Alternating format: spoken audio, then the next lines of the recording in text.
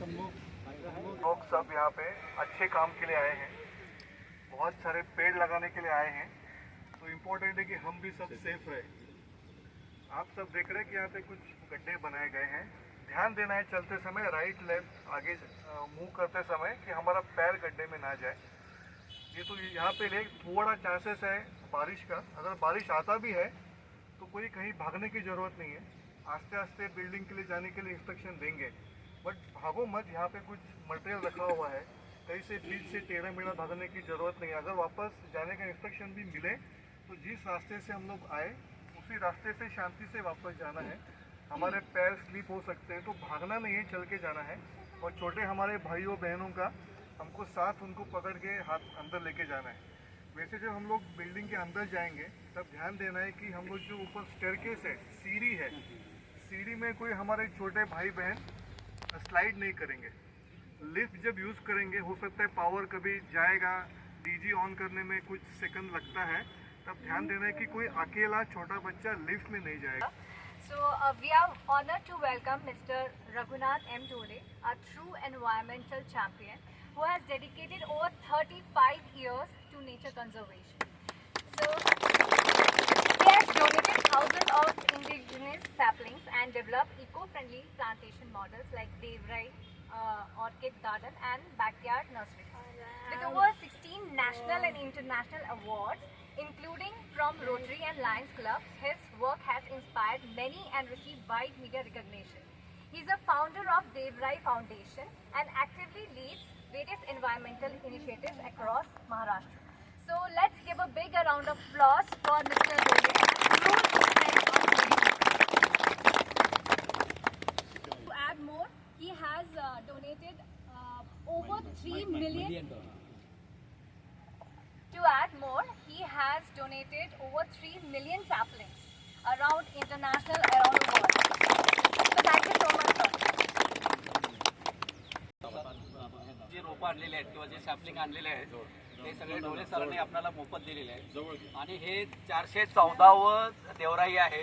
हे आपलं भाग्य आहे की आपण या थर्मॅक्स कॅम्पसमध्ये आपण प्लांटेशन ड्राइव किए हैं, लेकिन ये जब मैं ड्राइव देखा हूँ कि पूरे फैमिली के साथ है, ये मेरे लिए बहुत सबसे बड़ी खुशी की बात है और ऐसा होना चाहिए। हम क्या करते हैं, फैक्ट्री में आते हैं, हम पेड़ काम करते, पेड़ लगाते जाते। आप सबको लेके आए तो उनको फैमिली में पता चला कि हमारे हस्बैंड कहाँ जाते हैं, कोई फैक्ट्री में जाते या नहीं जाते। वो भी इनडायरेक्टली चेक हो गए और बच्चों को भी चेक हो गए कि वो भी माँ बाप के साथ आए। तो ऐसा इनिशिएटिव होना चाहिए जो मैं पहली बार देख रहा हूँ। और वहाँ थर्मस में वहाँ भी देखा, जब ऑर्गेनाइज किया था साहब ने, वहाँ भी देखा था हर फैक्ट्री में हर जगह ऐसा होना चाहिए। जैसे बच्चों को मालूम कब पड़ेगा, है ना, तो होना चाहिए। ये थोड़ा इंटरेस्टिंग करता हूँ। और इन्होंने क्या कहा, अभी देते हैं, फ्री नहीं है ना। हम कोई भी अगर पेड़ देते हैं, फ्री देते हैं नो डाउट, लेकिन 1% काम होता है, उसको बढ़ाना 99% काम होता है। हाँ? तो आपका कंट्रीब्यूशन ज़्यादा है। ये तो फ्री तो नाम के लिए है ना। हम कहते हैं हमारे में मराठी में खारी का वाटा। तो हमारे 400 जनरेशन अब तक हो गई, कितनी 400। उन्होंने पेड़ काटे, क्यों काटे? लेकिन खुशी के लिए नहीं, ज़रूरत से क्या काटे। पहले लोगों को लकड़ी से ही खाना बनाना पड़ता, लकड़ी के घर होते हैं, लकड़ी की बैलगाड़ी होती है, जब जाते हैं तो एक पेड़ भी लेके जाते थे। तो हमारे 400 जनरेशन ने नेचर से इतने पेड़ काटे, अब हमको वापस लगाना है ना। हम किसी से पैसे लेते हैं बैंक से तो वो हम वापस करते हैं, हमको चैन नहीं पड़ता। अगर हम किसी से ऐसे उधार लेते भी वापस हमको चैन नहीं पड़ता, हमको वापस करना पड़ता है। तो हमारे 400 जनरेशन जितने पेड़ काटे अभी हमको वापस लगाना है। कि कौन से लगाए? आपके पास से मैं अगर सोना लूँ तो आपको सोना देना चाहिए। आपसे सोना आप में मैं क्या आपको लोखंड दे दूँ? आपको मैं सोना ही देना चाहिए ना। ये सवाल मुझे पड़ा तो मैं एक जंगल में गया, उसको देवरा कहते, सैक्रेड ग्रो। वहाँ एक पत्थर होता है, उसको लोग गुलाल वगैरह लगाते, कहते हैं भगवान है ना। और वो भगवान हो और उसका आजू बाजू का जो जंगल है, जो पहले से अपने आप बना हुआ वो तोड़ते नहीं थे, वो डरते थे अगर तोड़ेगा तो तोड़ेगा उसको संकट आ जाएगा, उसके कुटुंब पे संकट आएगा, पूरे गांव में संकट। इस डर के मारे कोई तोड़ नहीं रहा था।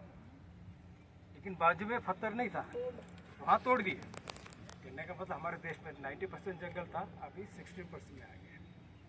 हम ही नहीं तोड़े, डेवलपमेंट तो अभी हो रहा है, लेकिन उससे पहले तोड़ रहे हैं।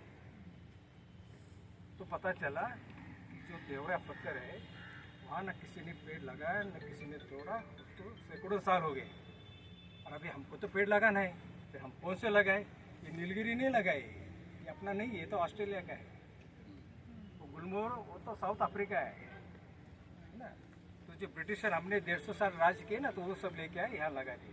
तो इसके साथ हमारा पलाश है, देखो उसके ऊपर हनी बीज पंछी आते, उसमें का नेक्टर लेते हैं, अपना पेड़ भरते हैं। कहने का मतलब ये है कि जब वहाँ देवरा में गए, सैकड़ों साल से किसी ने लगाया नहीं, किसी ने तोड़ा नहीं, मतलब वो अपने आप आए थे। तो उसका हमने पूरा स्टडी किया है ना। तो हमको अभी मोक्ष देना है, हम पेड़ क्लाइमेट चेंज के लिए नहीं लगाना है, हमको ग्लोबल वार्मिंग के नहीं लगाना है, हमको मोक्ष देने के लगाना है। मोक्ष देने के कैसा लगाना है? जो तोड़े हुए लगाना है। जब हम देवरा में पहुँचे सेक्रेट रो में, तो वहाँ के छोटे घास कौन सा है, लताएँ कौन सी है ना, श्रब्स कौन से, छोटा ट्री कौन सा है, बड़े ट्री कौन, उसको पूरा आइडेंटिफाई किया। और उसके बीज हमने बाहर से ले लिए, मतलब वहाँ से नहीं, बाहर जहाँ भगवान नहीं था वहाँ से। फिर वहाँ से नर्सरी बनाई, फिर एक प्लांटेशन प्लान बनाया। जो आप कर रहे हैं ना, वो प्लांटेशन प्लान में 119 प्रकार के 5 से 15 वनस्पति होते हैं। फिर वो सैपलिंग बनाए, फिर ऐसा प्लांटेशन प्लान बनाए और फिर वो लगाना शुरू कर दिया कि हमको 400 जनरेशन को मोक्ष देना है, इसलिए हम पेड़ लगाए। हमको 400 जनरेशन को मोक्ष देना है। और ये बच्चों के लिए हमें क्या रखना है? शुद्ध हवा, शुद्ध अन्न और शुद्ध पानी। ये बच्चे बहुत होशियार है, आपको पता है, हाथ में लेंगे मोबाइल, हम तो कुछ नहीं कर सकते, हमारे से आगे बढ़ जाते हैं, इतने होशियार है। फिर इनको क्या चाहिए? इनको पैसा नहीं चाहिए अभी, उनको शुद्ध हवा, शुद्ध और पानी चाहिए। वो कौन देगा? पेड़ देगा। बैंक डिपॉजिट नहीं देगा, कोरोना ने दिखा दिया है। तो इनकी फिक्र है। लोग कहते थे मैं 10 पीढ़ियों का कमा के रखूंगा बैंक में, कोई ज़रूरत नहीं है, कुछ मिलने वाला नहीं। उनको ये चाहिए, इसलिए हमको ये पेड़ लगाना है। मुझे बहुत खुशी कि आप सब इनको लेके आए। अभी देवरा का फायदा क्या है? जैसा बुक लाइब्रेरी वैसा प्लांट लाइब्रेरी। अभी इसके सामने हर एक की इन्फॉर्मेशन लगेगी, इसका बॉटनिक नाम क्या है, उसका फैमिली कौन सा होता है, उसका फूल कैसा होता है, उसका बीज कैसा होता है, उसका मेडिसिन यूज किया, और इतनी इन्फॉर्मेशन हम सब मतलब बच्चा पढ़ सकता है। जब इतना सोच जाकर अगर पढ़ेगा तो पेड़ उसके दिल में उगेगा, है ना। तो उसको बोलने की जरूरत नहीं पड़ेगी, अरे पेड़ लगाना चाहिए तो नहीं तोड़ना चाहिए। तो हमको ये करना चाहिए।